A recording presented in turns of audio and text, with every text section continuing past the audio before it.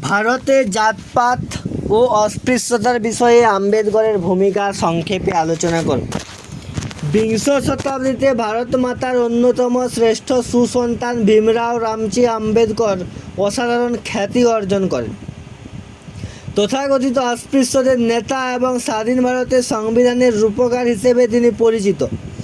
মহারাষ্ট্রের এক দরিদ্র মাহার নামক অস্পৃশ্য দলিত পরিবারে জন্মানোর জন্য শৈশব থেকেই উচ্চবর্ণের বঞ্চনার শিকার হতে হয়েছিল তাকে।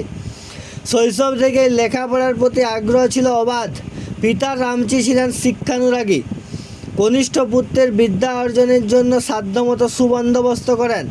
বিশেষ একটি সম্প্রদায়ে জন্মানোর জন্য স্কুলের ক্লাসে অন্য ছাত্রদের সাথে বসার সুযোগ তিনি পেতেন না। স্কুলে থেকে পানীয় জল দেওয়া হতো না। খেলাধুলায় তিনি অন্যদের সাথে মিশতে পারতেন না। ছোঁয়াছুঁই হয়ে যাওয়ার আশঙ্কায় শিক্ষক মহাশয়রাও আম্বেদকরের খাতাপত্র ছুতেন না। জাতিভেদজনিত অমানবিক বৈষম্যমূলক সমাজের প্রতি আম্বেদকরের বিরূপ মনোভাব গড়ে ওঠে। ব্রাহ্মণ্যবাদী হিন্দু ধর্ম ও আম্বেদকরের লড়াইয়ের একটি দিক হলো ভারতের ব্রাহ্মণ্যবাদী হিন্দু ধর্ম এবং তার বর্ণভেদ ব্যবস্থা, জাত জাত ব্যবস্থার প্রতি তীব্র সমালোচনা। ভারতে জাত ব্যবস্থাকে অনুমোদনকারী ব্রাহ্মণ্যবাদী হিন্দু ধর্মকে সর্বাগ্রে তিনি নানাভাবে সমালোচনা করেছেন। তিনি বলেছিলেন, হিন্দু ধর্ম বর্ণভিত্তিক, যা হিন্দু সমাজে অবক্ষয়ের মূল কারণ।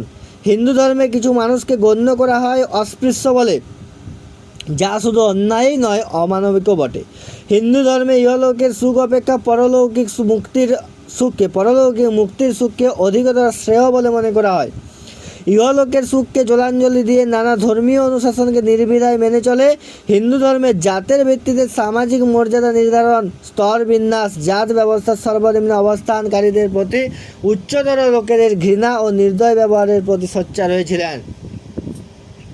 2. হিন্দু ধর্মের সঙ্গে বৌদ্ধ ধর্মের তুলনা।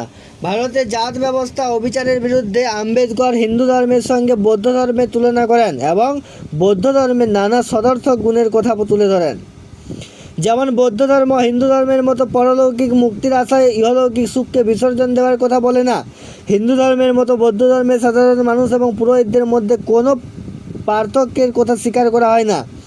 হিন্দু ধর্মের মতো বৌদ্ধ ধর্মে বর্ণভেদ প্রথা ও নারী পুরুষের বিভেদকে মেনে নেওয়া হয়নি।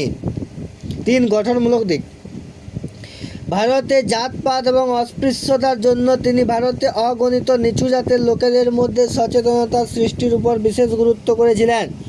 তিনি বলতেন, এডুকেট, এজিটেট, অর্গানাইজ, যার তাৎপর্য হলো ভারতের নিচু জাতের লোকেরা যদি নিজেদের অবস্থা সম্পর্কে সচেতন না হন তাহলে তারা কোনোদিনই উন্নতি করতে পারবেন না এবং এজন্য তাদের উচিত নিজেদের শিক্ষিত করে তোলা। ভারতের অগণিত শূদ্র ও অস্পৃশ্য জাতির লোকেদের স্বার্থে যেমন ইন্ডিপেন্ডেন্ট লেবার পার্টি, বহিষ্কৃত হিতকারিণী সভা, ভারতীয় বৌদ্ধ জনসভা ইত্যাদি কতকগুলি পত্র পত্রিকাও তিনি প্রকাশ করতেন, যথা যুগনায়ক, বহিষ্কৃত ভারত ইত্যাদি। পশ্চাৎপদ জাতিগোষ্ঠীগুলির পানীয় জলের অধিকার আদায়, মন্দিরে পূজা অর্চনার অধিকার আদায় প্রভৃতির জন্য সত্যাগ্রহ আন্দোলনে সামিল হওয়ার কথা বলেছেন। 4. আইনগত দিক। নিচু জাতের লোকেদের উন্নতির জন্য নানা সংস্কারমূলক আইন প্রণয়ন ও সারা ভারতে একই দেওয়ানি বিধি প্রণয়নের উপর গুরুত্ব আরোপ করেছিলেন। জমিদারি প্রথা, রায়তওয়ারি ব্যবস্থা প্রভৃতির প্রতি তীব্র সমালোচনা করেছিলেন তিনি, যার ফলশ্রুতি হিসেবে কিছু সরকারি আইন ও বিচার বিভাগীয় নির্দেশ নির্গত হয়েছিল। 5. রাজনৈতিক দিক।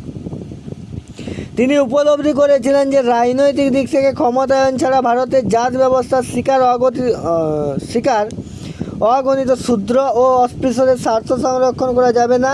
শেষ পর্যন্ত তিনি লক্ষ্যচ্যুত হননি, ফলে এইসব লোকেদের কাছে তিনি দেবদূত স্বরূপ ছিলেন। 6. সাংবিধানিক বিধি ব্যবস্থা। সংবিধানের 16 অংশে SC, ST, OBCদের জন্য এবং ইঙ্গ ভারতীয়দের জন্য বিশেষ ব্যবস্থা গৃহীত হয়েছে। 2. সংবিধানের 3য় অংশের 15 নম্বর ধারায় সাম্যের অধিকার স্বীকৃত হয়েছে। 3. সংবিধানের 17 নম্বর ধারায় অস্পৃশ্যতার বিলোপ ঘটে এবং এটি আইনত দণ্ড বলে ঘোষিত হয়েছে।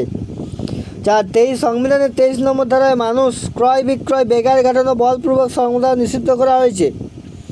5 সংবিধানের 4th অধ্যায়ে 45 নম্বর ধারায় ভারতের সর্বত্র একই দেওয়ানি বিধি প্রবর্তনের কথা বলা হয়েছে। উপরিউক্ত ব্যবস্থাগুলি ছাড়াও এদের কল্যাণের জন্য একগুচ্ছ প্রস্তাব উপস্থাপন করেন, যথা অনগ্রসর সম্প্রদায়ের ছাত্রছাত্রীদের জন্য বৃত্তির ব্যবস্থা, 2 সামরিক ও পুলিশ বাহিনীতে এদের চাকরির ব্যবস্থা, 3 সামাজিক ও সাংস্কৃতিক কাজকর্মে অংশগ্রহণ ইত্যাদি। এইসব প্রস্তাবের মধ্য দিয়ে ভারতীয়